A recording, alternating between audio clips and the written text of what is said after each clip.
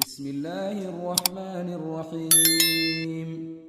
تبارك الذي بيده الملك وهو على كل شيء قدير، الذي خلق الموت والحياة ليبلوكم أيكم أحسن عملا وهو العزيز الغفور، الذي خلق 7 سماوات طباقا ما ترى في خلق الرحمن من تفاوت فارجع البصر هل ترى من فطور ثم ارجع البصر كرتين ينقلب إليك البصر خاسئا وهو حسير، ولقد زينا السماء الدنيا بمصابيح وجعلناها رجوما للشياطين وأعتدنا لهم عذاب السعير، وللذين كفروا بربهم عذاب جهنم وبئس المصير.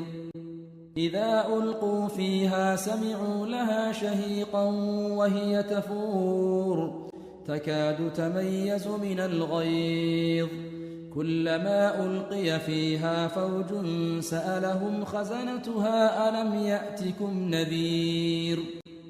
قالوا بلى قد جاءنا نذير فكذبنا وقلنا ما نزل الله من شيء إن أنتم إلا في ضلال كبير.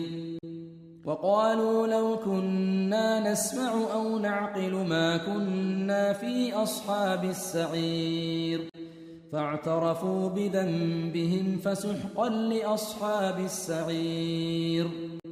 إن الذين يخشون ربهم بالغيب لهم مغفرة وأجر كبير. وأسروا قولكم أو اجهروا به إنه عليم بذات الصدور. ألا يعلم من خلق وهو اللطيف الخبير. هو الذي جعل لكم الأرض ذلولا فامشوا في مناكبها وكلوا من رزقه وإليه النشور.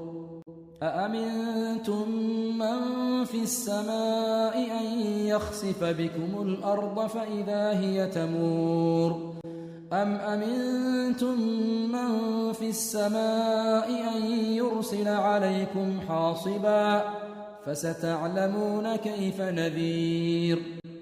ولقد كذب الذين من قبلهم فكيف كان نكير. أولم يروا إلى الطير فوقهم صافات ويقبضن ما يمسكهن إلا الرحمن إنه بكل شيء بصير. أمن هذا الذي هو جند لكم ينصركم من دون الرحمن إن الكافرون إلا في غرور. أمن هذا الذي يرزقكم إن أمسك رزقه بل لجوا في عتو ونفور.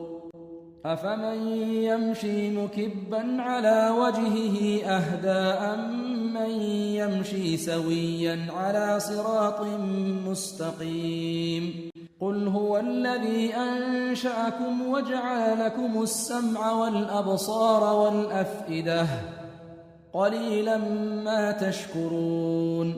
قل هو الذي ذرأكم في الأرض وإليه تحشرون. ويقولون متى هذا الوعد إن كنتم صادقين. قل إنما العلم عند الله وإنما أنا نذير مبين. فلما رأوه زلفة سيئت وجوه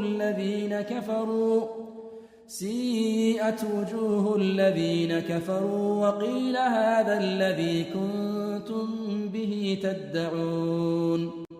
قل أرأيتم إن أهلكني الله ومن معي أو رحمنا فمن يجير الكافرين من عذاب أليم.